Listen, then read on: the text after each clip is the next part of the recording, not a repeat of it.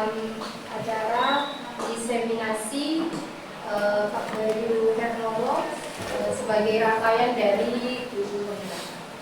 Baiklah, saya bacakan susunan acara pada pagi hari ini. Yang pertama pembukaan, yang kedua menyanyikan lagu Indonesia Raya, yang ketiga sambutan, keempat doa, dan kelima penutup. Marilah kita buka acara ini dengan bacaan basmalah bersama-sama. Bismillahirrahmanirrahim. Terima kasih. Untuk acara yang kedua yaitu menyanyikan lagu Indonesia Raya. Silakan untuk duduk.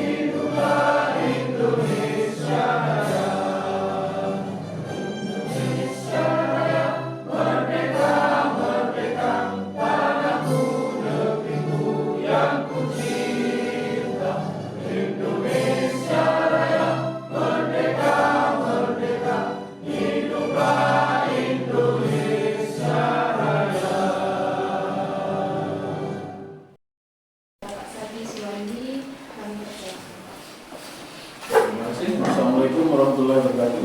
Waalaikumsalam warahmatullahi wabarakatuh. Pada kesempatan pagi ini kita alhamdulillah bisa berkumpul dalam acara diseminasi budaya sekolah oleh Pak Bayu Hernowo SPD. Jadi saya harapkan nanti kegiatan ini bermanfaat untuk Bapak Ibu sekalian yang hadir di sini, khususnya untuk Bapak Ibu sendiri selaku narasumber dan untuk lembaga kita SMA Negeri 3 Jember.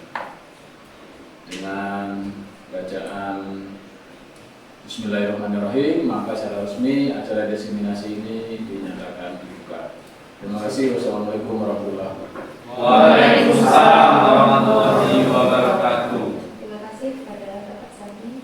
Untuk acara yang keempat yaitu doa yang akan dikali oleh Bapak Halim. Silakan. Assalamualaikum warahmatullahi wabarakatuh. Waalaikumsalam warahmatullahi wabarakatuh.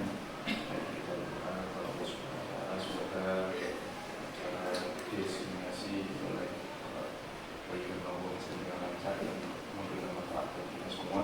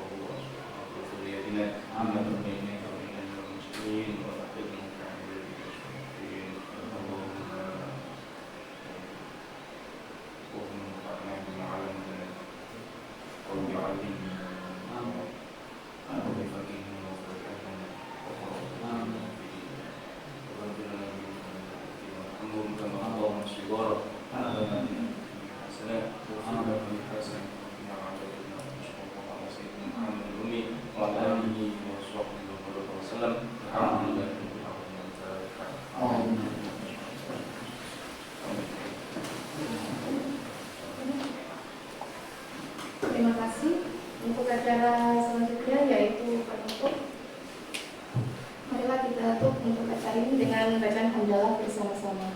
Alhamdulillah. Saya selaku moderator minta maaf apabila ada hal-hal yang kurang berkenan. Saya akhiri. Assalamualaikum warahmatullahi wabarakatuh. Waalaikumsalam warahmatullahi wabarakatuh. Baiklah, sudah tiba saatnya kita menyaksikan pemaparan dari Pak Bayu, SPD tentang budaya positif di sekolah. Dipersilakan kepada Pak Bayu dan Nomo. Assalamualaikum warahmatullahi wabarakatuh. Waalaikumsalam warahmatullahi wabarakatuh. Selamat siang dan salam sejahtera untuk yang beragama lain. Alhamdulillah pada kesempatan ini saya akan melaksanakan diseminasi budaya positif di sekolah. Alhamdulillah juga rekan-rekan saya, Bapak Ibu guru dan mahasiswa Asjar bisa mengikuti ini. Sebelum saya mulai mungkin akan ada pantun. Nanti mohon dicakep gitu ya. Bunga melati harum semerbak. Mekar indah di taman pagi. Mari kita sambut dengan langkah mantap.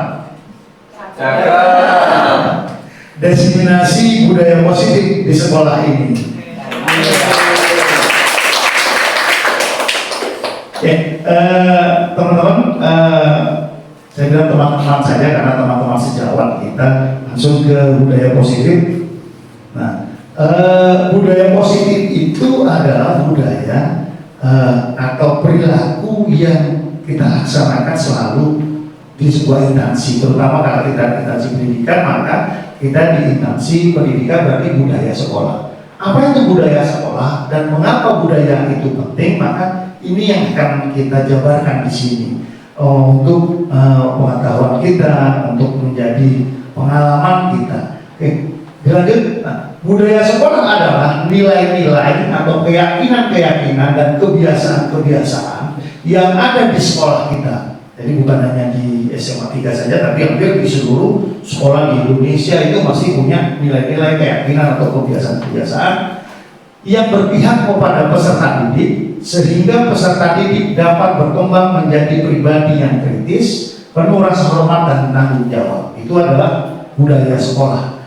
Selanjutnya, nah, budaya positif atau budaya positif yang di sekolah. Di Semaga ini ada banyak, salah satunya adalah kita ada 5S, senyum, sapa, salam, sopan santun yang biasa kita lakukan pada pagi hari di awal pembelajaran, sebelum pembelajaran atau jam ke-0 sebelum jam 7. Kemudian ada budaya malu di sekolah, ya, malu datang terlambat, malu tidak mengerjakan tugas, malu pulang cepat, nah, seperti itu salah satunya. Kemudian ada upacara rutin setiap hari Senin dan hari-hari nasional yang selalu tadi pagi kita juga melaksanakan upacara bendera pada hari Senin. Kemudian gerakan literasi sekolah setiap hari Senin selama 45 menit ini yang dilakukan di tiap kelas, kemudian dilaksanakan oleh wali kelasnya untuk literasi pada tiap kelas, dan itu akan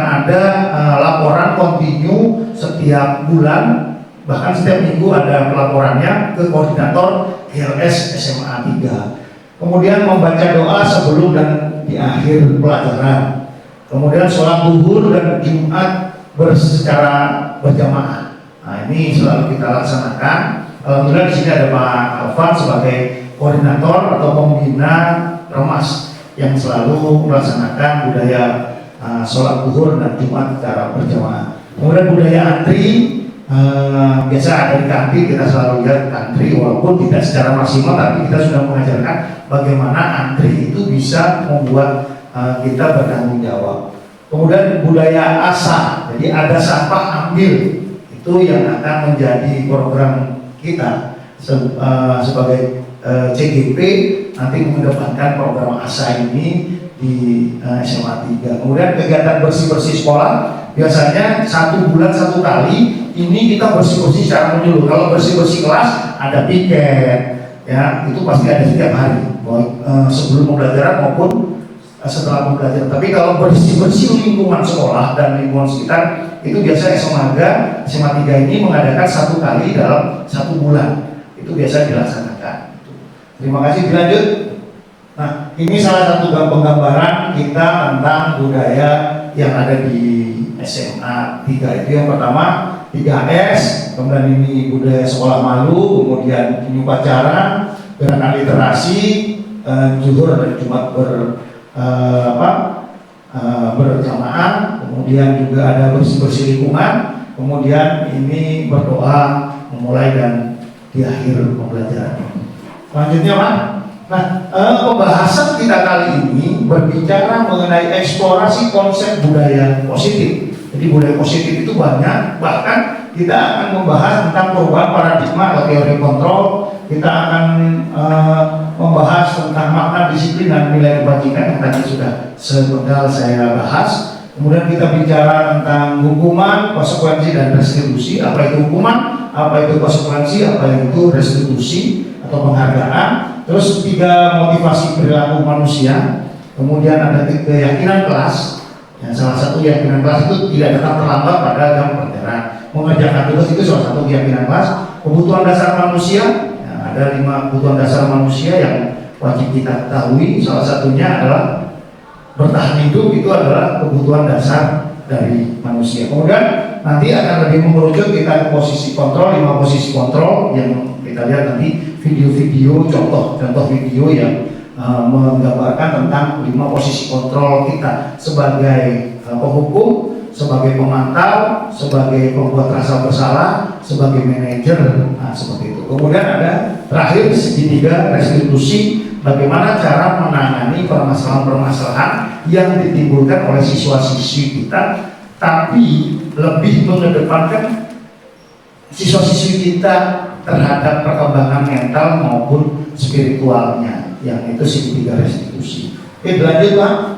Yang pertama mengenai perubahan paradigma. Jadi paradigma kita harus berubah di sini adalah bagaimana kita sekarang di sekolah itu bukan lagi sebagai diri kita sebagai superior, bukan. Guru sebagai orang yang hebat, guru sebagai orang terpandai, guru sebagai orang yang bisa, bukan. Tapi kita mengubah paradigma kita tentang apa itu pembelajaran, apa itu tentang budaya positif, itu kita rubah. Nah, salah satunya di sini Bapak Ibu bisa ikut kegiatan kita.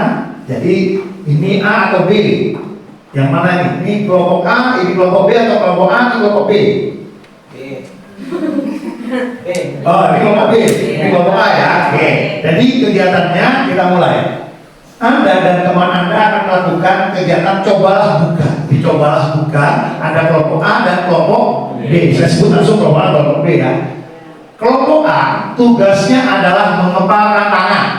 Tugasnya mengepalkan tangan.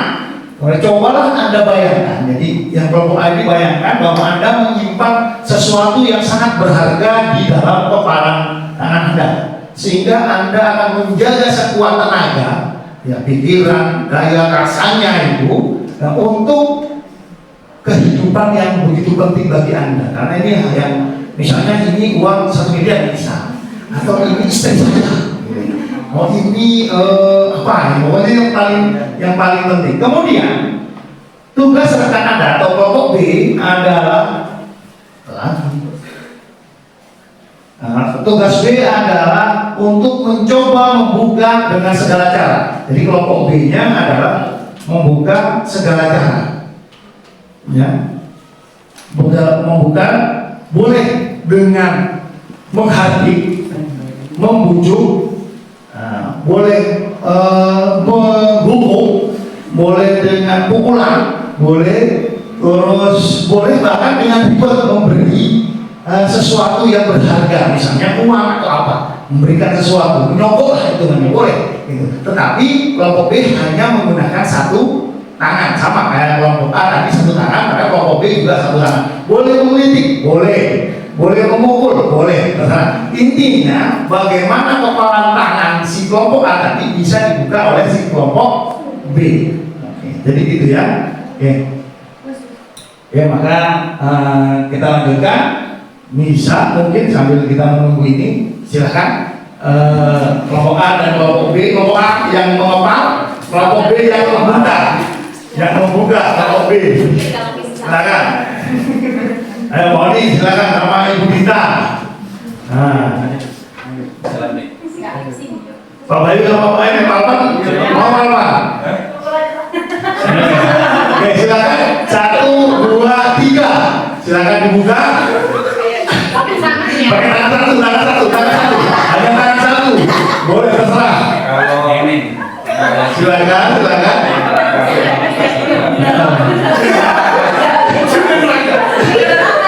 Iya Pak, mana Itu harusnya ya. Kita berdua. Bukan. Nah, oke. Lagi. Ayo. Oke, boleh depan dong. Jawab Pak. Ayo, coba. Ngintik-ngintik boleh, menghukum boleh, mengintimidasi boleh, memarahi juga boleh. Buka.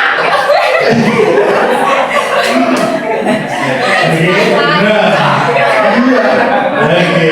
Pertahankan yang merasa kelompok A, pertahankan. Yang kelompok B berusaha. kita persuasif dulu.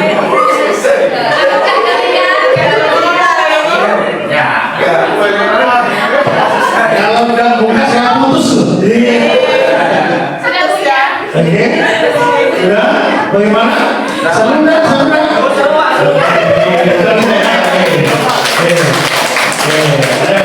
Kita bahas tentang perubahan ini, Pak Bayu. Nah, di permainan perubahan paradigma ini, maka mungkin kita ada 3 pertanyaan besar. Ya. Apakah Anda atau B, si kelompok B, ya, membuka kepala tangan Anda dan berusaha ini tanda tanya ya, karena tanda tanya kalau di laptop saya menjadi tanda X. Apakah Anda atau B membuka kepala tangan, A atau B membuka Anda? Mengapa dan apa alasan Anda membuka kepala tangan Anda? Mungkin dari salah satu bisa dari kelompok A, perwakilan kelompok A bisa menjawab yang pertanyaan pertama atau kelompok B. Kenapa? Ayo, pertanyaannya kan apakah membuka kepala tangan Anda? Anda kan kelompok A bisa membuka kepala tangannya? Tidak bisa. Pertanyaan mengapa?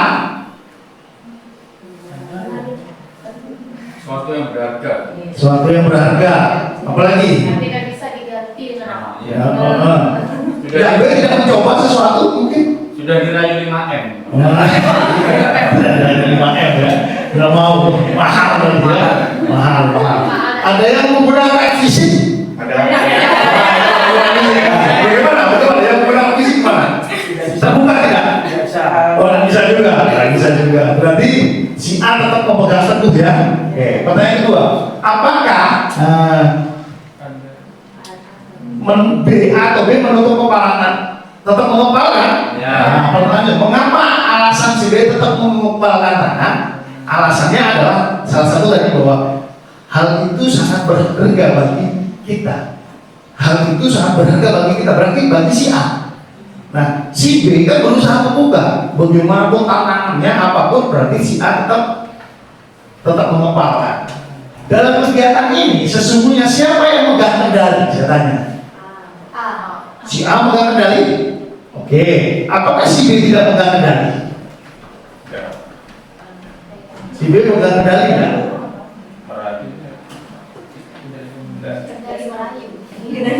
Memegang kendali terhadap upaya untuk membuka, tidak?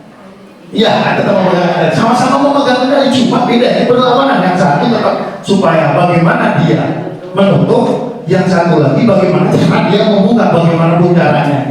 Kemudian yang memegang kontrol kepala tangan siapa? Berarti individu masing-masing. Kelompok aja si A yang akan memegang kontrolnya, si B ya si B dong. Ada yang gelitik-gelitik, ada yang dengan kekerasan, ada yang 5M, masih 5M. Nah itu kan juga memegang kontrol juga, memegang kontrol terhadap dirinya supaya bisa mempengaruhi orang lain. Oke, lanjut. Maka akan ada gambaran seperti ini. Kalau kita kejadian yang tadi kita lakukan permainan itu, maka akan kita lihat dari segi kebudayaan di sekolah atau pembiasaan di sekolah, maka akan muncul sebuah kata ilusi. Ternyata selama ini kita mengilusikan diri kita. Seperti contoh, guru mengontrol murid bahwa kalau kita mengerjakan tugas berarti murid harus, kalau guru memberikan tugas berarti murid harus mengerjakan tugas dengan berbagai cara, ya kan gitu. Walaupun muridnya senang atau tidak senang tidak kita lihat, yang penting guru adalah memberikan tugas. Oke. Kemudian orang dewasa memiliki hak untuk memaksa. Jadi di sini orang dewasa pasti memaksa. Kita sebagai guru pasti lebih dewasa daripada siswa, maka kita lebih memaksa biasanya, mengerjakan, untuk mengikuti, ya kan, untuk melaksanakan. Saya sendiri pun sebagai kesiswaan seringkali kan gitu. Tapi saya sebagai kesiswaan beda nanti konsepnya kepada hukuman, konsekuensi dan restitusi. Tapi pembelajaran yang di sekolah biasanya Bapak Ibu guru selalu mengatakan bahwa orang dewasa lebih berat. Contoh kasus nyata yang waktu kemarin rapat di Dewan Guru, pertanyaan kepala sekolah, mengapa siswa putri tidak boleh menggunakan lipstik? Kenapa siswa tidak boleh merokok? Padahal bapak-bapak di SMA 3 ada yang merokok. Bapak ibu-ibu di SMA 3 banyak yang menggunakan lipstik. Kenapa siswa tidak? Itu sebuah pertanyaan tentang bahwa orang dewasa memiliki hak untuk memaksa. Oke. Kemudian ada kritik yang membuat orang merasa bersalah dapat menguatkan karakter. Itu salah satunya dari ilusi Islam. Tadi kan dikritik, misalnya mengkritik, misalnya mengepalkan tangan. Kemudian kita supaya membuka, kita, janganlah, ayo buka lah, misalnya gitu. Itu salah satu bentuk upaya mengkritisi si A supaya bisa membuka. Nah kemudian yang terakhir penguatan positif dan bermanfaat. Penguatan positif yang bermanfaat bisa jadi uang tadi penguatan yang bermanfaat. Pakai 5 miliar mau enggak? Ya, saya kasih uang mau enggak kerjakan tugas? Saya kasih nilai 95 tapi kerjakan tugasnya berupa video. Saya kasih nilai rapot 90 tapi kamu harus tuntas sebenarnya. Itu adalah sebuah penguatan positif yang akan efektif atau bermanfaat kepada orang lain. Nah, ilusi-ilusi ini memang dikatakan dikenal dengan teori kontrol. Ini teori kontrol diri. Teori kontrol diri bisa jadi diri kita maupun diri orang lain. Nah, selanjutnya, nah, di perubahan paradigma teori kontrol maka ada dua hal yang bisa kita bedakan. Yang satu stimulus respon, yang di sini teori kontrol. Biasanya contoh, realitasnya bahwa kebutuhan kita sama. Saya, Pak Alvan, Pak Bayu, Pak Dodi, Pak Oni sama kebutuhannya karena kita laki-laki. Tapi secara teori kontrol bahwa kebutuhan saya beda karena kita berbeda individu. Itu yang pertama. Jadi kita menganggap bahwa anak kita ternyata kebutuhannya sama. Kita menganggap satu kelas itu sama, padahal dia berbeda-beda. Yang kedua, semua orang melihat hal yang sama. Ya, semua orang bisa jadi tadi yang bilang mengepalkan anak, semua sama. Padahal setiap kelompok A punya pendapat masing-masing untuk mengapa mengepalkan anak. Bu Karin, apa tadi Bu Karin? Anak saya. Anaknya, Bu Dita. Sertifikat. Bu siapa? Wah, skripsi. Ya beda-beda ternyata. Di dalam tapi si B pandangannya sama. Wah, kepala tangan. Si B kan kepala bagaimana cara membuka kepala tangan aja. Tangan ngepal pokoknya membuka. Gitu. Tapi ternyata di dalam kepala tangan itu masing-masing berbeda. Inilah yang disebut bahwa semua orang melihat hal yang sama bagi si B, tapi di paradigma perubahan setiap orang memiliki pandangan yang berbeda. Jadi kita tidak bisa menyamakan seluruh siswa sama. Baik itu dari keluarga berbeda, dari cara sekolah berbeda, dari cara belajar berbeda. Belajar. Kita mencoba mengubah orang agar berpandangan yang sama dengan kita. Padahal teori kontrolnya adalah kita berusaha memahami pandangan. Jadi secara permainan tadi bagaimana cara kita menyelesaikannya? Kita harus berusaha memahami pandangan si A, si B harus memahami pandangan si A. Kalau misalnya si Bu Karin tadi bilang adalah anaknya, maka kita harus menyelami supaya bagaimana Bu Karin ini bisa membuka selami dia bahwa tentang anaknya, supaya dia bisa mau membuka diri. Begitu juga Bu Dita berbicara tentang sertifikat. Maka kita harus menyelami tentang pendapat si A, si Bu Dita tadi tentang sertifikatnya. Itu berguna untuk ini, merujuk terhadap sertifikatnya. Jadi gitu ya. Nah, kemudian orang lain bisa mengontrol saya, padahal hanya saya atau hanya kita yang bisa mengontrol diri kita sendiri. Sudah berusaha kelompok B dengan sekuat tenaga, 5 miliar, fisik, mengkritik dan segala macam, tapi tetap tidak bisa membuka. Kenapa? Karena orang lain mungkin bisa mengontrol saya. Itu paradigma teori stimulus. Tapi ternyata menurut teori kontrol itu adalah bahwa kita yang memiliki kendali terhadap diri kita sendiri. Kita merasa benar, bukan berarti egois, bukan. Kalau kita merasa benar, maka benarnya menurut apa? Apakah menurut syariat, menurut budaya sekitar, menurut lingkungan, menurut keluarga, gitu. Nah, oleh karena itu hanya diri kita sendiri yang bisa mengontrol itu. Kelompok A mengontrol dirinya terhadap apa yang ada di genggamannya, tidak bisa dikontrol. Walaupun misal bukan Bu Pak Bayu mengetahui isinya daripada tentang anak, tapi belum tentu dia akan bisa membuka, karena yang mengontrol si A sendiri. Selanjut, pemaksaan ada pada saat bujukan gagal. Nah, ini biasanya. Begitu juga sering saya. Nah, jangan terlambat, nak ya. Sekali. Nanti kalau terlambat begini loh, nak, 2 kali. Ketiga kali apa? Maksa sudah. Sudah, pokoknya kamu kalau terlambat panggil orang kamu pulang. Itu kan kenapa? Terjadi karena saat bujukan kita gagal. Tapi sebenarnya di teori kontrol adalah kolaborasi dan konsensus menciptakan pilihan-pilihan baru. Di paradigma baru teori kontrol, kita harus bisa mengkonsekuensikan permasalahan itu terhadap perubahan tingkah lakunya seseorang.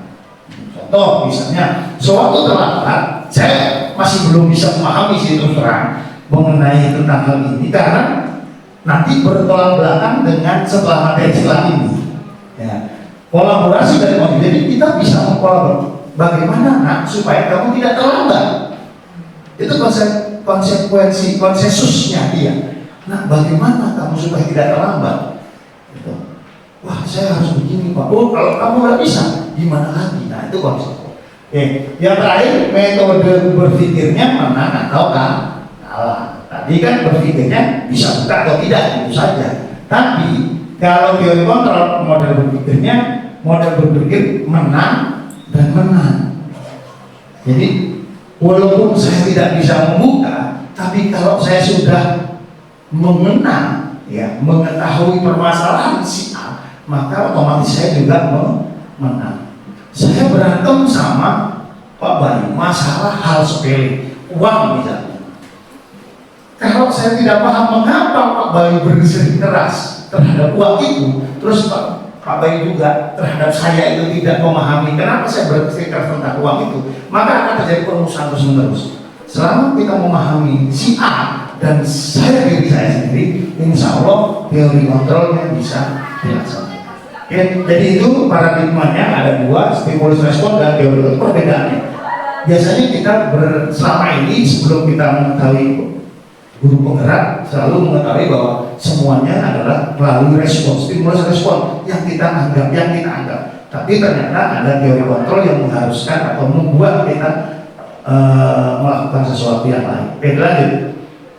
Nah, materi selanjutnya bagaimana paradigma itu berubah, maka kita harus menerapkan disiplin.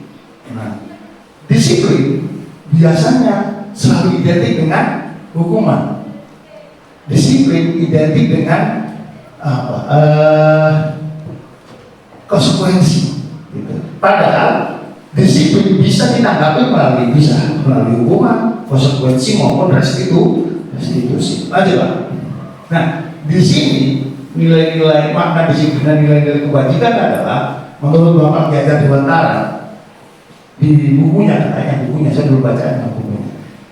Di mana ada kemerdekaan, disitulah harus ada disiplin yang kuat. Sesungguhnya pun disiplin itu bersifat self disiplin, disiplin diri, yaitu kita sendiri yang mewajibkan kita dengan sekeras-kerasnya, tetapi itu sama saja. Sebab jika kita tidak cepat melakukan self disiplin, wajiblah penguasa lain mendisiplinkan diri kita. Maksudnya apa di sini? Mungkin ada yang bisa menerjemahkan kata-kata dari Ki Hajar Dewantara dari kalimat ini. Mungkin ada Pak Bayu, Pak yang sudah mempelajari, kalau yang lainnya masih belum mempelajari. Ayo, mungkin ada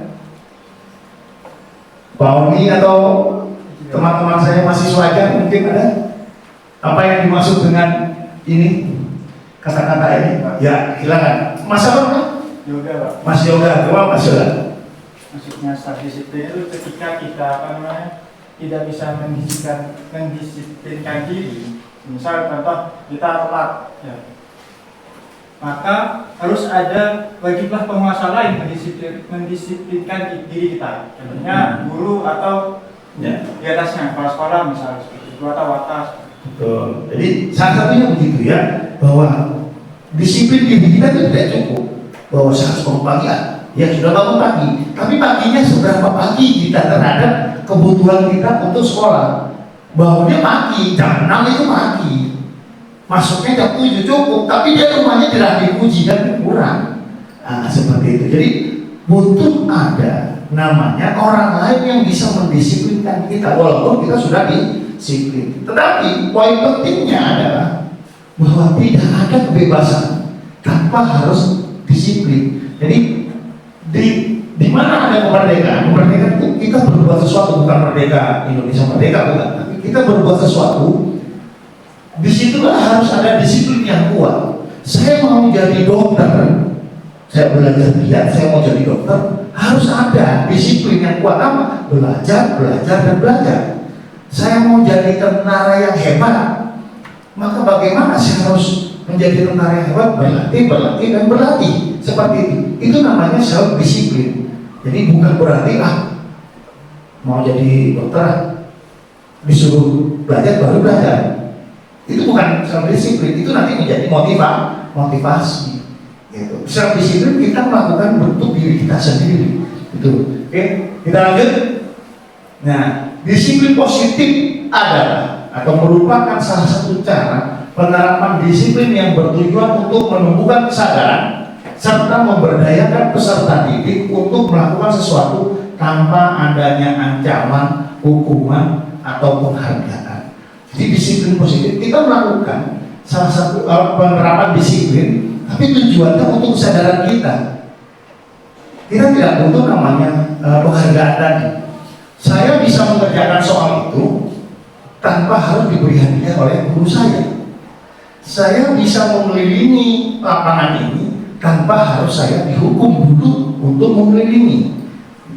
Saya bisa datang pagi hari tanpa harus dibangunkan oleh orang tua saya, tanpa harus diperingati oleh guru saya. Nah, seperti itu namanya disiplin positif. Melakukan sesuatu tanpa adanya ancaman, hukuman, atau penghargaan. Oke, dilanjut.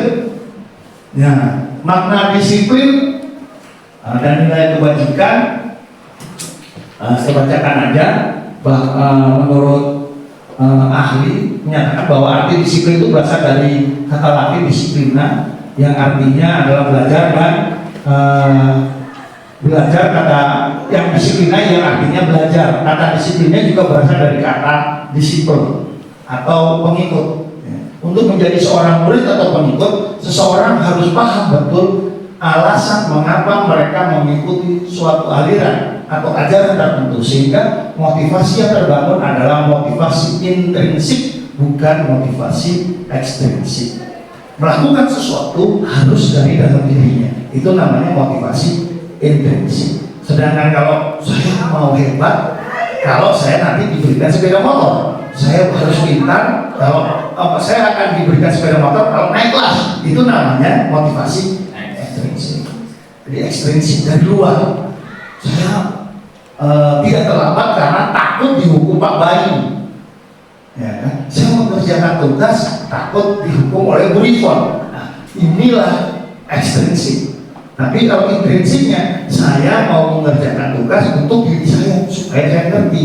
Saya datang terlambat supaya apa? Supaya saya bisa sholat subuh. Itu motivasi diri. Sehingga menjadikan kita lebih disiplin kalau motivasinya intrinsik. Dan motivasi intrinsik akan bertahan lama daripada motivasi ekstrinsik. Suatu pada keadaan tertentu yang berbeda, maka dia akan menjadi pembenaran terhadap ekstrinsik yang lain. Tapi kalau di dalam dirinya sudah punya motivasi intrinsik, motivasi diri, maka dia akan tetap melakukan. Jadi istilahnya amanah. Ya, secara kontinu kita lakukan terus seperti itu. Tapi kalau ekstrinsik belum tentu. Ya, bisa berubah menurut suasana, lingkungan, waktu. Oke, lanjut.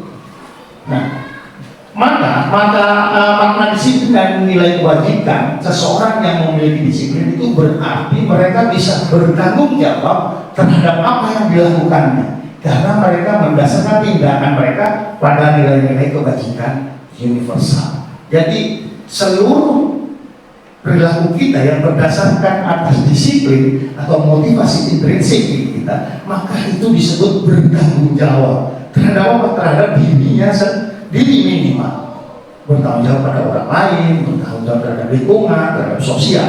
Tapi bertanggung jawab itu adalah kata penting yang akan bisa kita lakukan jika kita melakukan disiplin. Salah satunya adalah di dalam pembelajaran Merdeka Belajar ini kita punya namanya profil pelajar Pancasila. Seluruh kehidupan sekolah harus mengacu kepada profil pelajar Pancasila. Kenapa? Karena kita menghargai murid kita, menghargai peserta didik kita, ya, yang sesuai dengan kodratnya, kodrat zaman maupun kodrat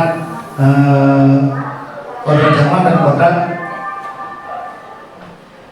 zaman dan apa Pak? Berarti kodrat alam dan kodrat zaman. Kodrat alamnya apa yang dia miliki, dan kodrat zamannya sesuai dengan perkembangan kehidupannya dia itu. Kalau dulu kita, kodrat kita kan apa? Zaman saya untuk membeli buku itu susahnya setengah mati. Anak-anak yang punya buku pasti anak-anak yang pintar. Sedangkan kayak saya, kemudian teman-teman saya yang lain tidak punya buku, sudah apa? Karena tidak bisa belajar.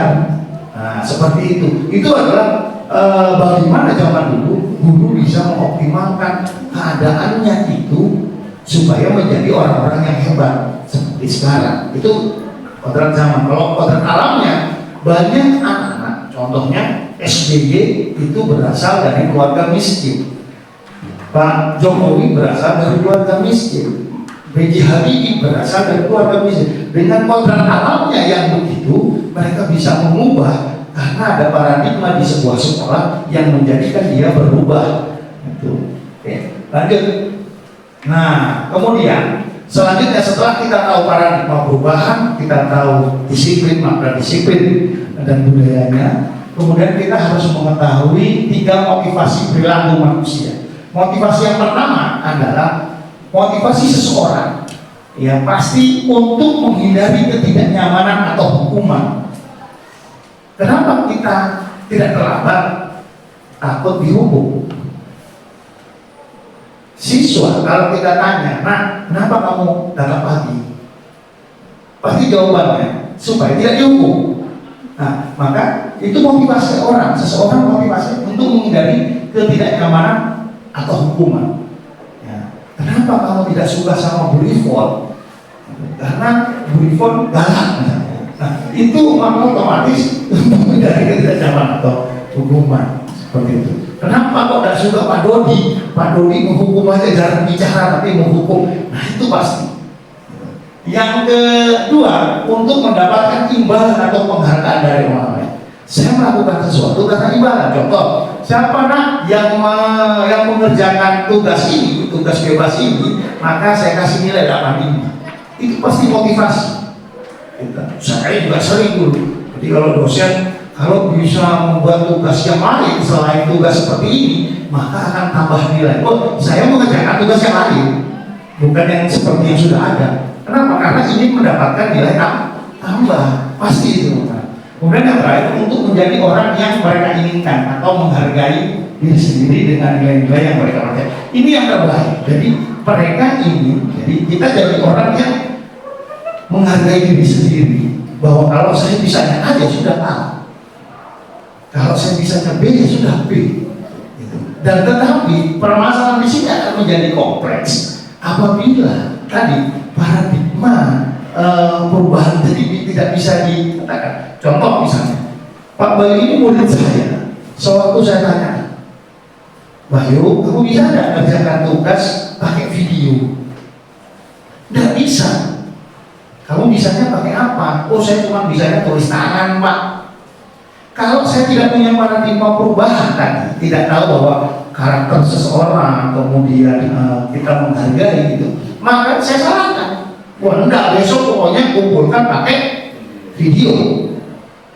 Padahal dia punya kemampuan, gitu, punya kemampuan sehingga sewaktu dia mengumpulkan hanya tulisan narasi saja, nilainya jelek daripada yang video jelek. Padahal narasinya bagus, tapi dia tidak sesuai dengan tugas yang diberikan. Nah, ini jadi permasalahan di saat ini.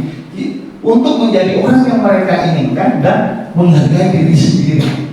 Kadang-kadang kita gitu, tapi diri yang orang dewasa guru itu tidak mengetahui kemampuan daripada si anak. Oke, kita lanjut.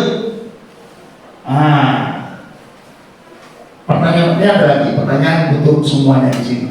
Sebagai seorang pendidik, saat Anda hadir mengajar di kelas tepat waktu, motivasi apa yang mendasari tindakan Anda?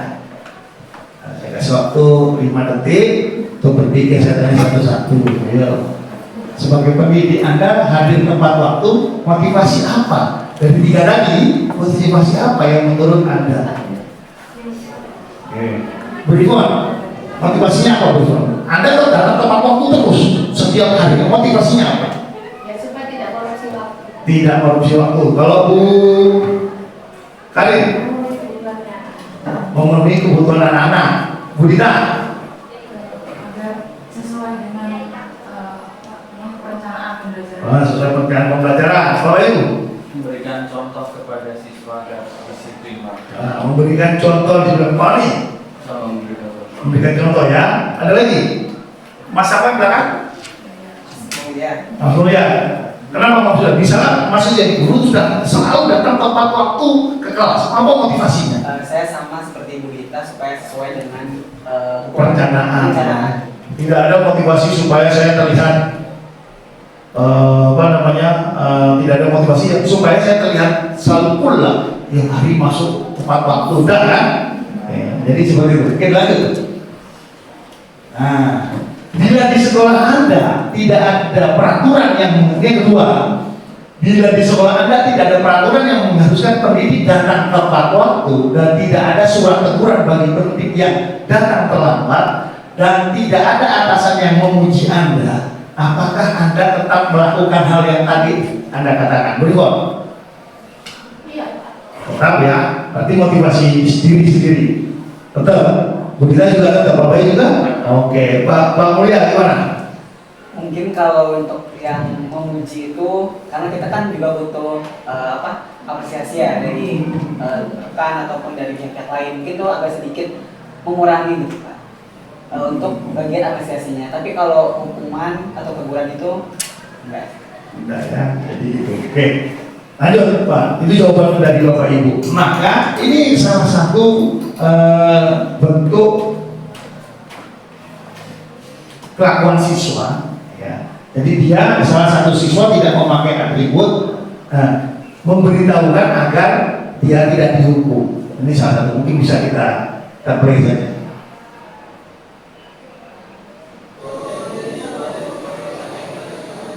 Aku ada siapa? Ya, tidak. Awas ya. Siapa tahu bisa menembak.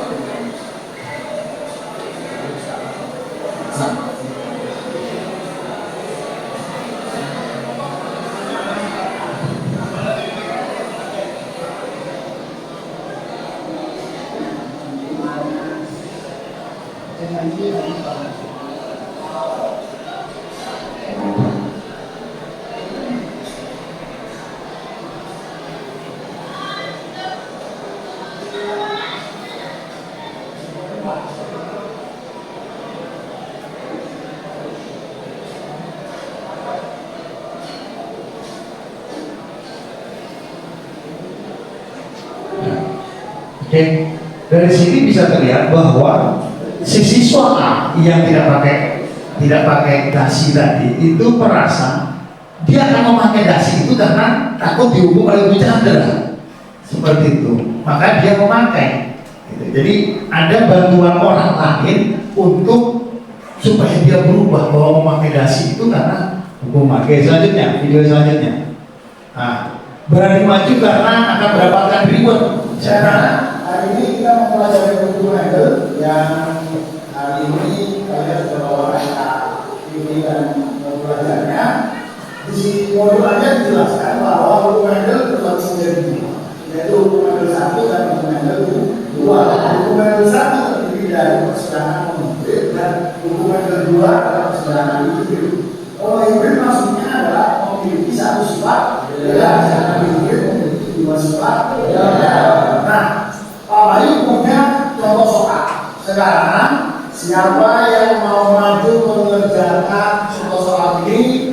Nanti Pak Bayu kasih uang 10.000. Siapa yang maju? Ayo, silakan. Hidayat maju. Coba kita lewat. Pakai sampai mengerjakan 4. Mana? Ini nomor 4. Ini? Bisa punya bisa. Ini? Sini. Jadi kondisinya adalah banyak sekali di pembelajaran kita anak-anak itu tidak mau maju kalau kita suruh. Maka orang guru saya sendiri pun harus mengeluarkan uang untuk mendapatkan reward. Mereka maju karena ingin mendapatkan reward, termasuk Lemon membantu video saya supaya 50.000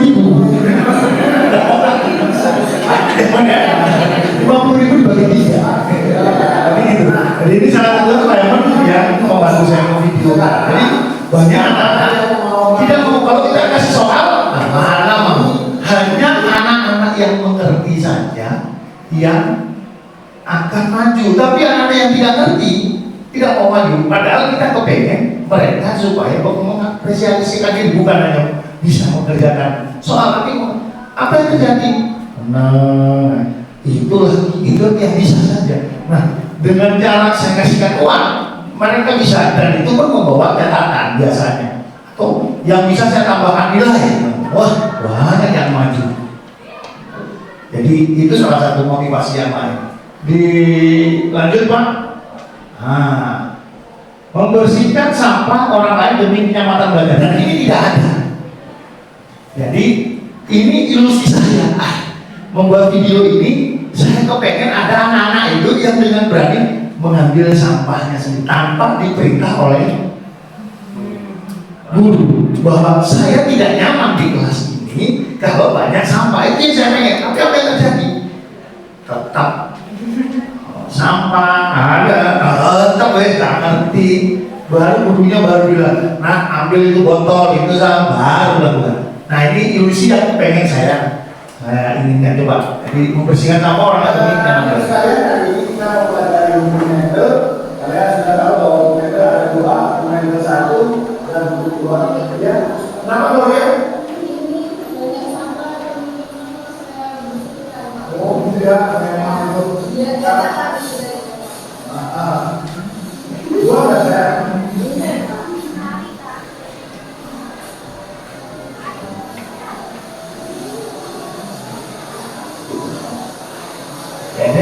ini motivasinya berdasarkan diri sendiri. Jadi membuat apa? Tapi itu pernah Bapak Ibu di sini menemukan cara. Jadi inilah yang kita inginkan sebenarnya, perubahan paradigma itu, bahwa anak dengan kesadaran sendiri, baik itu mengerjakan tugas, kemudian membuang sampah, kedatangan atau tidak, pelanggaran-pelanggaran lain itu menurut dia merasa harusnya dia sendiri yang paham gitu loh. Oke, dilanjut. Nah, oleh karena itu saat kita berulang kali menjanjikan reward kepada anak-anak agar berlaku tanggung jawab, maka kita sedang berangsur mereka tidak dapat melakukannya. Padahal, jadi saya yang memberikan hadiah tadi 100.000 maju, sebenarnya itu saya mengajari untuk mereka tidak dapat melakukan apa-apa. Jadi malah salah. Guru yang memberikan reward pada pembelajaran misalnya untuk mereka bisa A, bisa B, bisa C, malah itu membuat kita tidak menganggap dia bisa. Siswa hanya bisa mengerjakan kalau ada uang. Selama tidak ada uang atau tidak ada reward, mereka tidak akan bisa. Jadi itu yang terjadi, malah kebalikannya, bahwa bukan kita kasih uang maka banyak Pak. Tapi sebenarnya itu adalah mengajarkan kita supaya mereka tidak bisa apa. Yang benar ya siapa yang bisa. Jadi coba kita lakukan di kelas. Siapa yang bisa mengerjakan ini? Satu dua orang itu yang pasti bisa melakukan. Maka bagaimana kita harus mencari solusi terhadap kenapa cuma 2 orang yang maju saja. Hanya orang itu aja yang pintar saja. Bagaimana kita bisa semua kelas mengangkat tangan tanpa harus diberi reward? Ya itu tugas kita sebagai guru, bukan hanya cuma 2 ya sudah biarkan, bukan. Tapi bagaimana kita mengupayakan semuanya bisa, bukan karena reward ataupun sesuatu. Oke, lanjut. Nah, kemudian setelah kita tahu hal itu motivasi, maka kita akan membicarakan hukuman, konsekuensi dan restitusi. Dalam menjalankan peraturan atau keyakinan di kelas maupun di sekolah, bila mana ada suatu pelanggaran, tentunya sesuatu harus terjadi. Untuk itu kita perlu meninjau ulang tindakan penegakan peraturan atau keyakinan kelas sekolah yang kita alami selama ini. Tindakan terhadap suatu pelanggaran pada umumnya berbentuk hukuman atau konsekuensi. Dalam materi ini akan diperkenalkan program disiplin positif yang dinamakannya restitusi. Lanjut Pak. Nah, restitusi adalah proses menciptakan kondisi bagi murid untuk memperbaiki kesalahan mereka, sehingga mereka bisa kembali pada kelompok mereka dengan karakter yang lebih kuat. Itu menurut ahli berarti dosen itu di bukunya tahun 2024. Restitusi juga merupakan proses kolaboratif yang mengajarkan murid untuk mencari solusi untuk masalah mereka dan membantu murid berpikir tentang orang seperti apa yang mereka inginkan dan bagaimana mereka memperlakukan orang lain. Oke, selanjutnya. Nah, hukuman adalah berpihak satu arah. Hukuman itu satu arah. Terhadap si A, terhadap si B, terhadap si satu arah. Tidak terhadap si A dan si B, berarti terhadap satu arah. Dari pihak pendidik yang memberikan biasanya tanpa melalui kesepakatan, itu hukuman.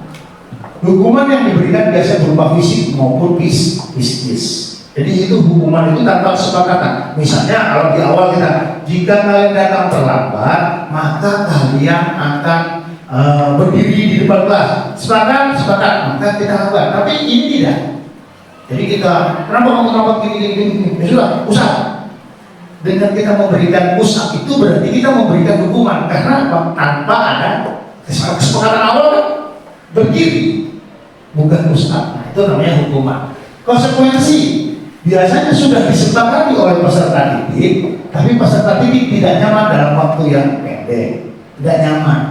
Nah, berdasarkan suatu data yang umumnya dapat diukur bisa. Biasanya kalau konsekuensi itu, jika tidak mengerjakan tugas, maka wajib melakukan dengan waktu 1 kali 24 jam. Masalahnya penugasannya ini banyak. Sewaktu dia di waktu pengukurannya A di hari itu tidak dapat, maka dia harus mengerjakan dalam waktu 1 kali 24 jam harus menyerahkan. Nah ini motivasinya dia akan berubah. Jadi terpaksa. Nah, tapi itu konsekuensi kenapa? Karena sudah disepakati. Jadi dalam selang waktu itu kadang-kadang mereka tidak nyaman. Menyepakati di awal, ya. Anak-anak, kita buat kesepakatan kelas ya. Jika saya memberi tugas dan kalian harus menyelesaikan itu. Jika tidak bisa, maka saya kasih waktu 1 kali 24 jam. Itu sepakat semua. Tapi waktu pelaksanaannya, kadang-kadang tugas yang kita beri itu terlewat banyak. Itu karena banyak kita terlewat. Apa yang terjadi? Anak-anak merasa gagal paham terhadap kesepakatan yang sudah disepakati yang dulu. Ayo, mau tadi malam membuat folio, kumpulkan nanti malam. Nah, akhirnya akan terjadi dia tidak melakukan. Kenapa? Kesepakatan yang di awal dia tidak paham konsekuensinya pada yang akan datang. Ya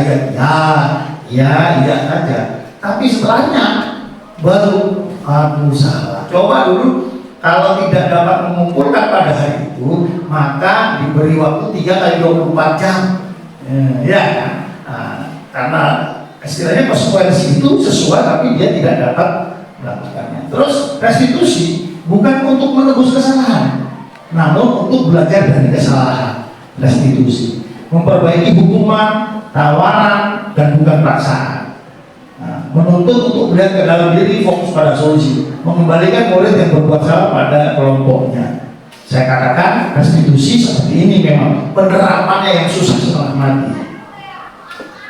Saya di video yang saya buat, saya beri ya, pada ini untuk menjalankan ini susahnya setengah mati, apalagi pada kelas tingkatan yang tinggi.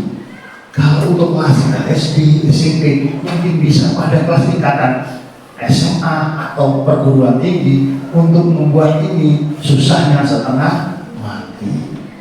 Terima kasih, kita lanjut, nanti saya cobakan. Nah, lanjut Pak. Nah, hukuman atau konsekuensi contohnya membersihkan kamar mandi sekolah karena anak terlambat, membersihkan coretan yang dibuat di meja terbuka di kelas. Pastor Radin minta untuk push up, merapikan kelas karena telah membuang sampah saat istirahat, mengantar teman ke UKS dan mengobatinya karena mendorong saat olahraga. Murid diminta berbelanja kaki sepanjang hari karena tidak menggunakan sepatu warna sesuai peraturan. Pertanyaan saya, yang mana hukuman? Push up, apalagi membersihkan kamar mandi,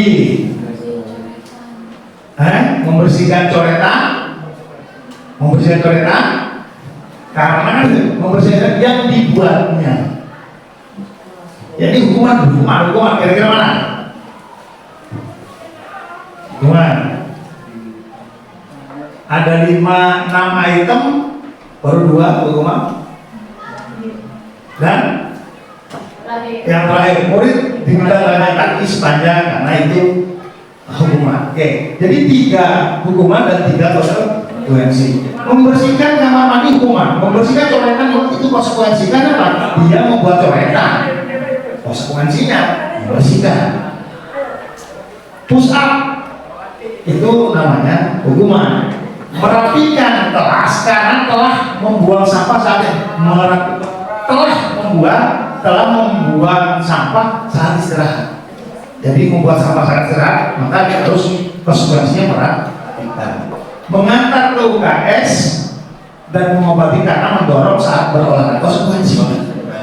Terima kasih. Jadi itu hukuman dan konsekuensi. Lanjut. Dihukum oleh penghargaan. Ya.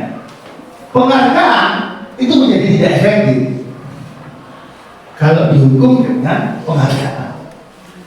Penghargaan akan merusak hubungan.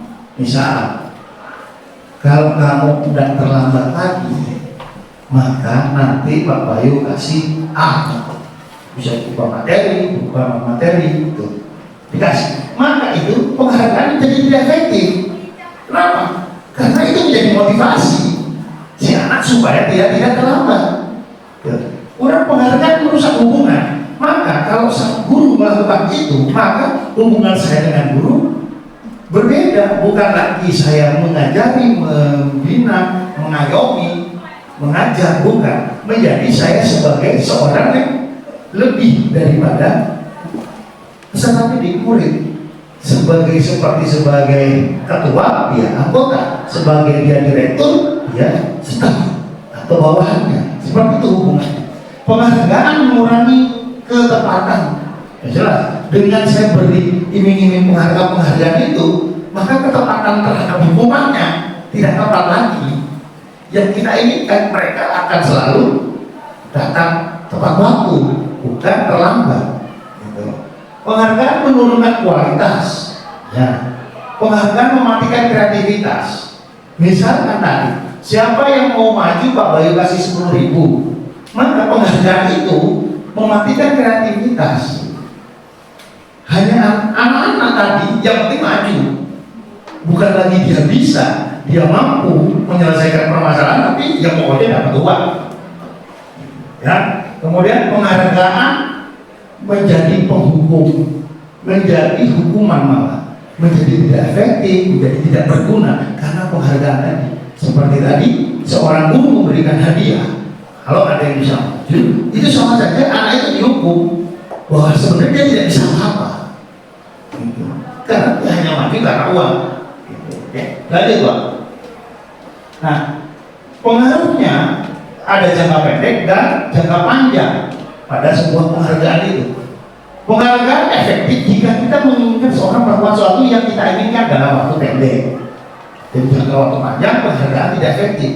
Jangka waktu pendek penghargaan menjadi efektif.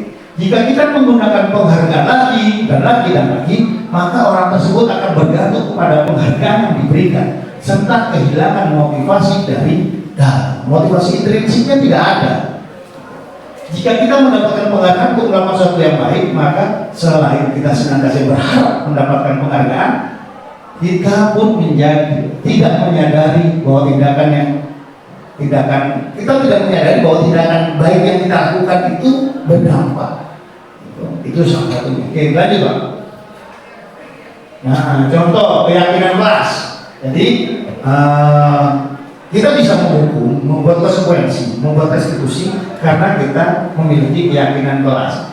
Mengapa keyakinan kelas harus ada? Apa bedanya keyakinan kelas dengan peraturan kelas? Nah, contoh keyakinan kelas misalnya, siswa harus hadir tepat waktu. Bukan lagi kata-kata siswa dilarang terlambat, tapi menjadi kata positif, siswa harus hadir tepat waktu. Jadi kalau kata-kata dilarang itu kan kata-kata konotasi negatif. Nah, kita rubah menjadi konotasi positif. Siswa harus hadir di kelas di kelas tepat pada waktunya, tepat pada waktunya. Piket kelas dilakukan lebih awal, wajib memakai seragam sesuai ketentuan pakaian seragam di sekolah, berperilaku sopan santun, dilarang menyalakan handphone di dalam kelas. Itu bentuk kesepakatan kelas. Nah, kalau aturan kelas itu beda lagi. Ini keyakinan, ini aturan. Nah, masuk tepat waktu, berdoa sebelum dan sesudah belajar, duduk dengan tenang dan tertib, kemudian memperhatikan pelajaran guru, mengumpulkan tugas, tunjuk jari bila ingin bicara, membawa perlengkapan sekolah, melaksanakan piket kelas, membuang sampah pada tempat yang tidak makan dan minum di kelas. Itu adalah aturan di kelas. Apa yang membedakan aturan kelas dengan keyakinan kelas? Ada yang tahu di sini Bapak Ibu? Enggak kan? Kalau belum kita lanjut dulu. Nah, keyakinan kelas itu bersifat abstrak, berisi nilai-nilai kebajikan yang diyakini secara universal. Kalau peraturan kelas itu lebih rinci dan detail dan bersifat memaksa. Itu peraturan kelas. Kalau keyakinan kelas tidak.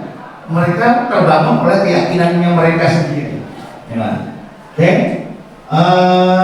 Nilai kebajikan universal yang disepakati harus bersifat tersurat, tersirat, lepas dari latar belakang suku, negara, bahasa maupun agama. Oke, lanjut Pak.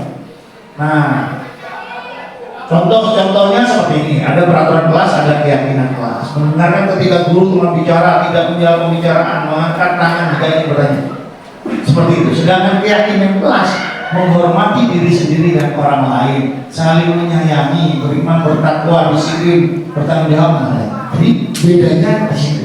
Jadi kalau aturan peraturan kelas itu bersifat memaksa, rinci tapi memaksa. Tapi kalau keyakinan kelas bersifat berasal dari individu di dalam kelas itu sendiri. Mau apa, gitu, oke? Lanjut Pak. Nah, budaya positif masih banyak. Masih 33 slide dari 52 slide. Budaya positif menciptakan lingkungan positif. Peraturan kelas akan menciptakan keyakinan kelas. Keyakinan kelas akan menciptakan lingkungan positif. Lingkungan positif akan menciptakan budaya positif. Lanjut. Nah, kemudian kita lanjut materi selanjutnya, 5 kebutuhan dasar manusia. Yang pertama, bertahan hidup, survival, kasih sayang dan rasa diterima, beloved. Lanjut Pak. Nah, penguasaan, pengakuan dan kemampuan. Kemudian 5 kebebasan. Nah, kebutuhan akan pilihan, bebas. Kesenangan, kebutuhan untuk merasa senang. Jadi ada 5, yaitu tadi yang kedua adalah bertahan hidup dan diterima. Kemudian yang 3-nya adalah penguasaan, kebebasan dan kesenangan. Lanjut. Nah, kemudian di sini dari kebutuhan hidup, keyakinan kelas, hukuman, konsekuensi restitusi, terus kemudian paradigma, perubahan paradigma, ini ada sebuah masalah. Wildan, seorang anak kelas 12 yang suka keluar kelas pada saat jam pelajaran berlangsung. Dia selalu beralasan ke kamar mandi, tapi lama kembalinya. Bu Wijan sebagai wali kelasnya terduga untuk bertanya, ada apa gerangan dengan si Wildan? Dia kerap sekali izin keluar kelas pada saat jam pelajaran berlangsung. Nah, di sini menjadi sebuah permasalahan.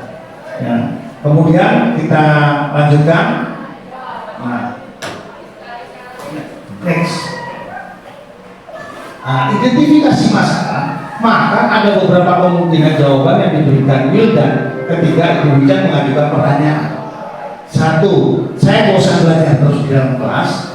2. Saya senang melihat guru khawatir. 3. Saya hebat kan, bisa membuat ibu marah. 3. Saya lapar, haus Bu, jadi saya beralasan ke kamar mandi untuk melewati kantin dulu. 5. Saya tidak suka bekerja kelompok, teman-teman tidak memilih saya sebagai teman kelompoknya. Ini ada 5 permasalahan yang terjadi. Lanjut. Nah, sekarang kita akan menstimulasikan posisi kontrol guru yang bisa terjadi. Ya, dari permasalahan tadi melalui video saya pribadi dengan anak. Contoh, videonya ada 5 penghukum, pemantau, manajer, teman, dan rasa bersalah. Ini 5 posisi kontrol. Lanjut Pak. Nah, seorang penghukum itu adalah seorang penghukum bisa menggunakan hukuman fisik, verbal yang menjalankan posisi penghukum senantiasa mengatakan bahwa kelas atau sekolah memerlukan sistem itu. Contohnya videonya Pak, bisa? Dan bisa. Oke, videonya. Klik. Nah, Assalamualaikum Pak.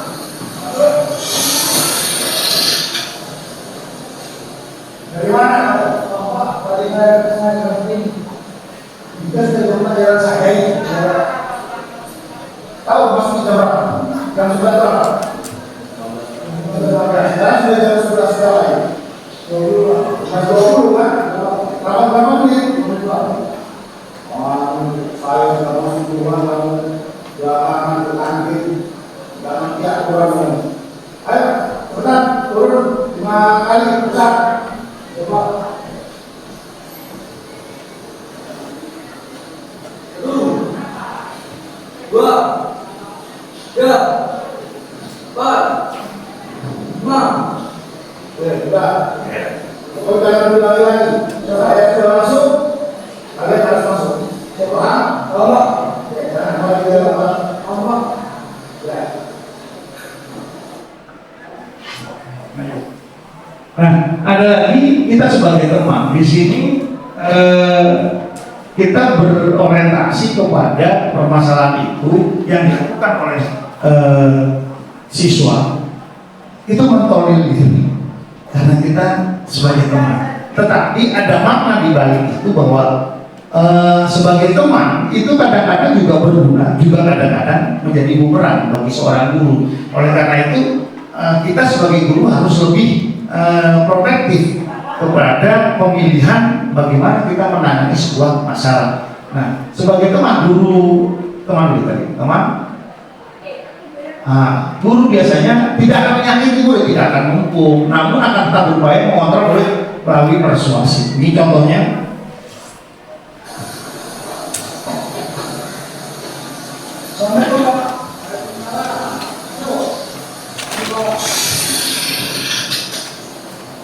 Dari mana ini? Tadi saya dari Lima. Dan sekarang sudah saya masukkan jam 11.15. Sekarang sudah jam berapa? 11.20, 11.20, 11.15. Aku 5 menit ya. Kita makan ya. Padahal tadi istirahatnya sudah lama. Hati-hati lagi ya. Balik ke mana? Balik ke latihan bersama. Ya. Oke, sebagai teman itu berusaha memahami kenapa. Selanjutnya membuat rasa bersalah. Nah, ini biasanya kita menghina, mengaitkan dengan masa lalunya, mengaitkan masa depannya, mengaitkan dengan keadaan keluarganya, itu membuat rasa bersalah. Bisa kita lihat.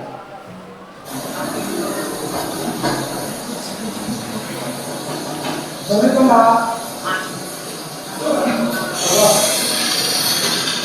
Ini sudah terlambat, saya sudah berangkat. Dari mana? Dari rumah. Dan tadi semuanya sudah siap. Bekerja sudah siap. Belajar dari kaki. Mau jadi apa kamu?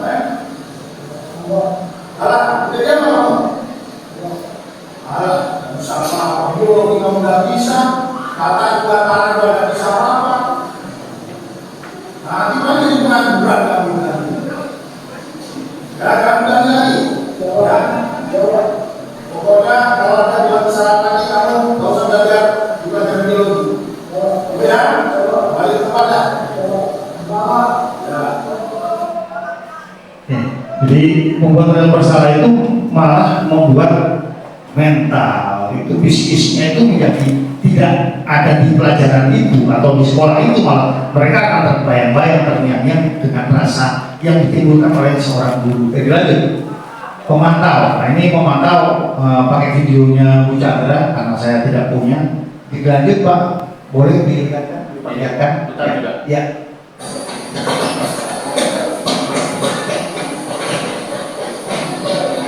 Oke, sekarang materinya hukum 1 kirja.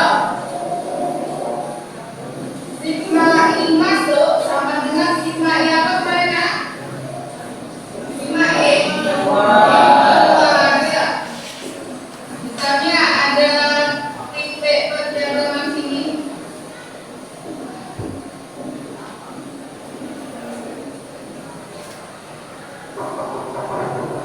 Ya, masuk. Dari mana saja kalian, Mas? Dari kantin. Sudah berapa kita mulai masuk kelas kesehatan? Lebih dari 15 menit ya. Kalian tahu kan konsekuensinya jika terlambat masuk di jam kelas kesehatan? Apa nak? Bersih-bersih kelas. Oke, nanti pulang sekolah kalian bersih-bersih kelas ya. Terima kasih. Jadi pemantau itu sangat mengandalkan perhitungan. Hanya bedanya pemantau itu ya hanya mengawasi saja, tidak memberikan hukuman, tidak memberikan masukan atau memberikan harapan terhadap sebuah kesalahan. Itu pemantau. Lanjut. Sebagai manajer itu di mana posisi guru itu berbuat sesuatu bersama murid, mempersilahkan murid mempertanggungjawabkan perilakunya. Lanjut Pak, ganti. Ini sebagai manajer contohnya.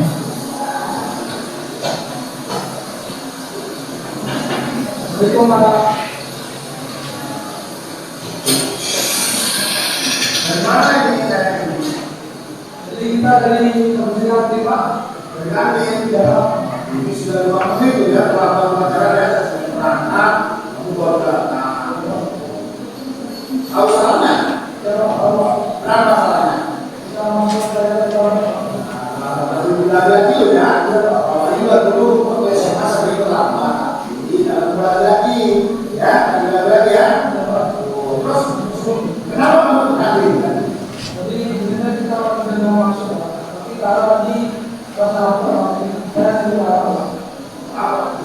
kenapa kamu menggunakan tadi? Dia benar-benar masuk. Oh, masuk. Kalau salah kedua apa tadi? Oke, kalau begitu, memang solidaritas itu baik. Cuma kalau melanggar kesepakatan kelas juga ada baik juga. Ya, jangan diulang lagi. Sudah paham salahnya lagi. Ya, kalau diulang lagi, Bapak juga mau ada kesalahan yang serupa, kemudian ada pelajaran berikutnya. Ya, kembali ke kelas ya. Terus, karena ada buat pelajarannya. Baik. Jadi di manajer ini di sini menekankan adalah kemampuan membuat konsekuensi. Jadi mereka kita arahkan untuk membuat konsekuensi, namun dapat berkolaborasi dengan murid itu atau peserta didik itu untuk kedepannya bagaimana mereka tidak melakukan hal yang tadi. Nah, di dalam praktek dalam kontrol sebagai manajer nanti kita akan menempatkan posisi kita sebagai manajer yang dapat sebagai bawahan, kita sebagai atasan. Contoh tadi di situ diperlihatkan bahwa saya juga guru itu juga pernah terlambat, tapi harus bisa mengubah waktunya. Terus menyadarkan bahwa mereka terhadap kesalahan itu, mereka karena salah satu temannya lapar maka dia ikut, padahal dia tahu konsekuensinya. Solidaritas, dia mendapatkan solidaritas daripada masuk ke sekolah. Tapi itu yang kita perdalam. Boleh solidaritas, tapi tidak dilakukan kembali pada saat jam-jam pelajaran seperti itu. Oke, lanjut Pak. Nah, maka yang terakhir pembahasan kita tentang segitiga restitusi. Di segitiga restitusi ini akan membahas pertama di dalam sebuah permasalahan kita melihat 3 segitiga, yaitu pertama adalah memvalidasi tindakan yang salah. Pertama menstabilkan identitas, setelah menstabilkan identitas, validasi tindakan yang salah, kemudian menanyakan keyakinan. Kita tanya mengapa dia begitu, ya kan? Kemudian validasi apakah yang dilakukan salah, dan bagaimana cara menanggulangi supaya tidak dilakukan lagi. Itu adalah segitiga restitusi. Lanjut. Nah, menstabilkan identitas tujuannya mengubah orang yang gagal karena telah berbuat suatu kesalahan menjadi orang yang sukses. Jika Anda berbuat salah, maka ada kebutuhan dasar mereka yang tidak terpenuhi. Tadi contoh, berbuat salah itu tidak apa-apa. Tidak ada manusia yang sempurna. Itu salah satu contoh kalimat-kalimat yang supaya menstabilkan identitas. Dia tidak merasa bersalah, tetapi kita beri masukan dengan kata-kata. Kita bisa menyelesaikan ini. Bapak Ibu tidak tertarik mencari soal yang salah, tapi Bapak Ibu ingin mencari solusi dari permasalahan ini. Kamu berhak merasakan begitu. Gitu.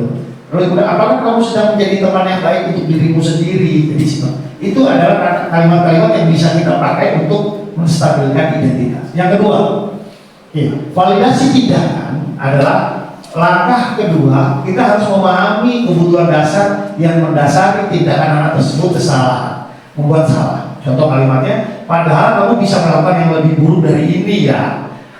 Kamu pasti punya alasan mengapa melakukan hal itu, atau kamu patut bangga pada dirimu karena kamu telah melindungi sesuatu yang penting buatmu. Atau kamu boleh mempertahankan sikap itu, tapi kamu harus menambahkan sikap yang baru. Itu adalah validasi tindakan. Mereka dengan tindakan-tindakan yang salah itu tidak kita buat langsung bahwa itu salah, tapi kita validasi tindakan-tindakan itu. Lanjut. Yang terakhir menanyakan keyakinan, di mana di sini kita pada dasarnya termotivasi secara internal ketika identitas sukses telah tercapai, tingkah laku yang salah telah divalidasi, maka anak akan siap dihubungkan dengan nilai-nilai yang dia percaya, berpindah menjadi orang yang diinginkan. Contoh kalimatnya, apa yang kita percaya sebagai kelas atau keluarga? Apa nilai-nilai umum yang kita telah sepakati? Apa bayangan kita tentang kelas yang ideal? Kamu mau jadi orang seperti apa? Itu adalah salah satu menanyakan keyakinan dia terhadap perbuatan yang dia lakukan itu salah. Lanjut, ini contohnya penerapan segitiga restitusi, bisa dilihat. Waalaikumsalam Faris, siapa kabarnya? Faris, kamu tahu kenapa dipanggil itu ke sini, nak? Nilai rapor kamu banyak yang merah, tapi sepertinya Faris itu rajin ikutin juga.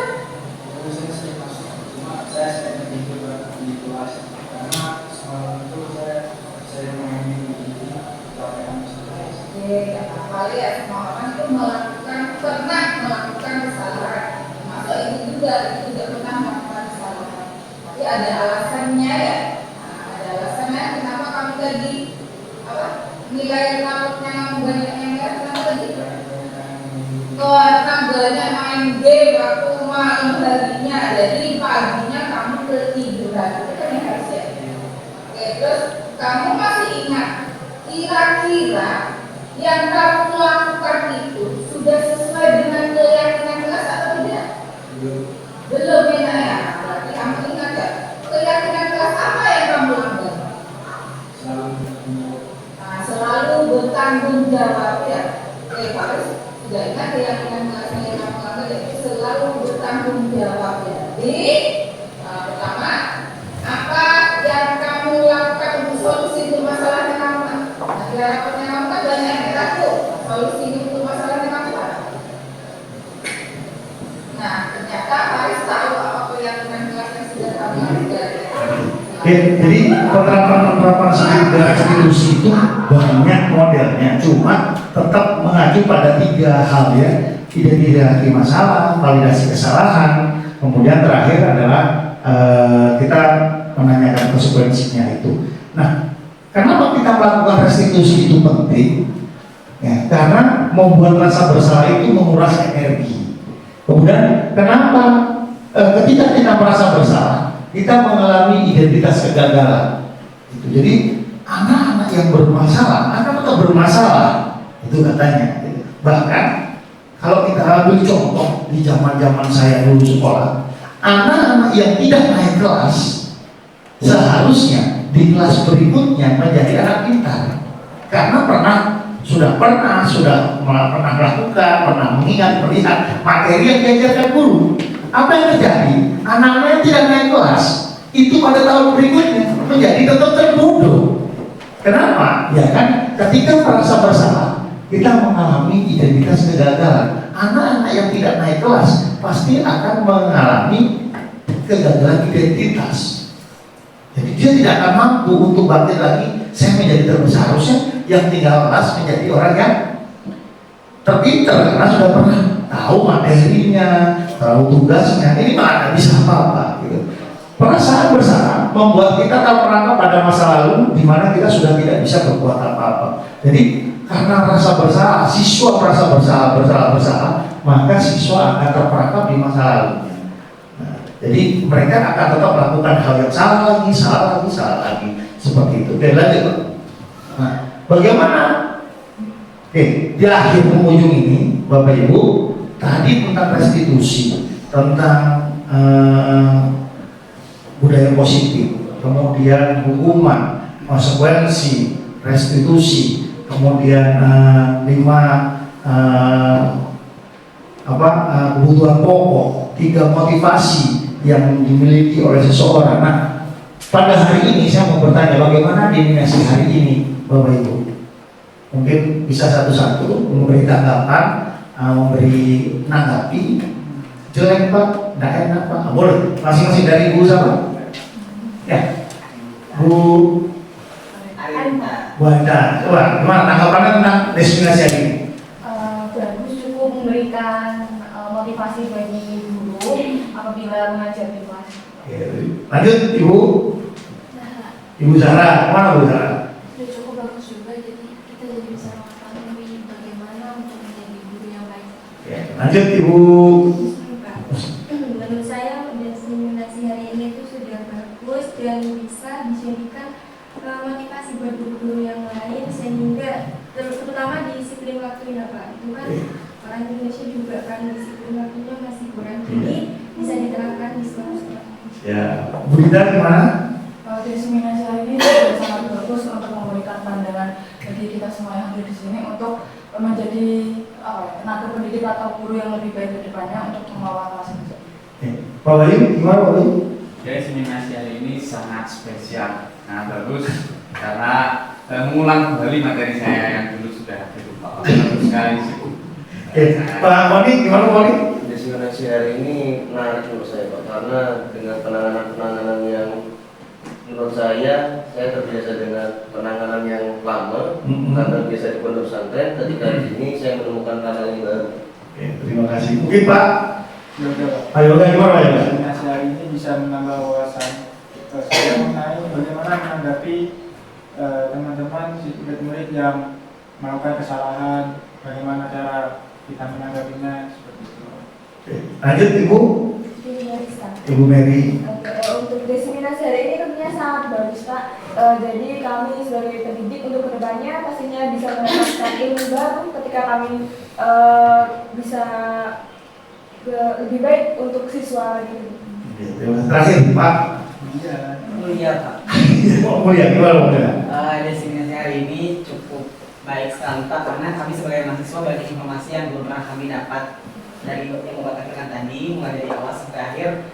Juga ada teori-teori baru yang kami tahu, gitu kan, praktik-praktiknya sudah diberikan contoh dengan jelas melalui video itu, bisa memberikan gambaran otak kepada kami. Karena kami kan calon tenaga pendidik masa depan. Kami itu relevan dan sesuai dengan apa yang kami butuhkan. Terima kasih. Jadi terima kasih atas tanggapannya yang begitu positif buat saya. Dan kembali lagi bahwa kita di sini mengajar, melakukan sesuatu bukan untuk diri kita, tapi untuk anak-anak kita, untuk masa depan Indonesia. Jadi kembali lagi, apalagi mahasiswa ajar, mahasiswa ini yang akan menjadi guru masa depan, menggantikan kami ini yang sudah sekian tahun, puluh tahun mengajar. Terima kasih. Di akhir kata, lanjut Pak.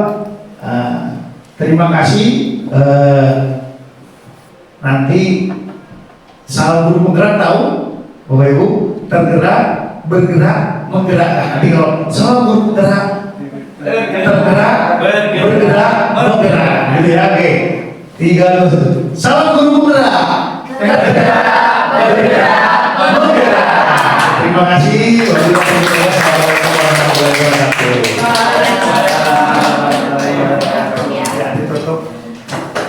Terima kasih Pak Bayu.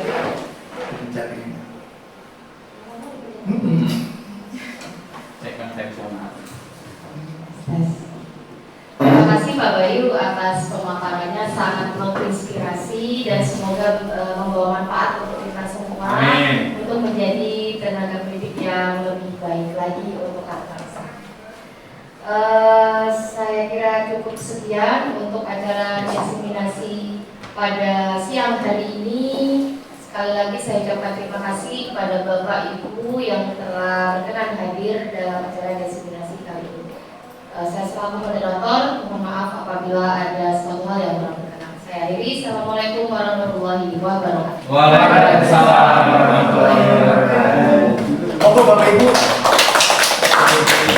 diambil ininya, maafnya. Sederhana saja. Kursinya Silakan.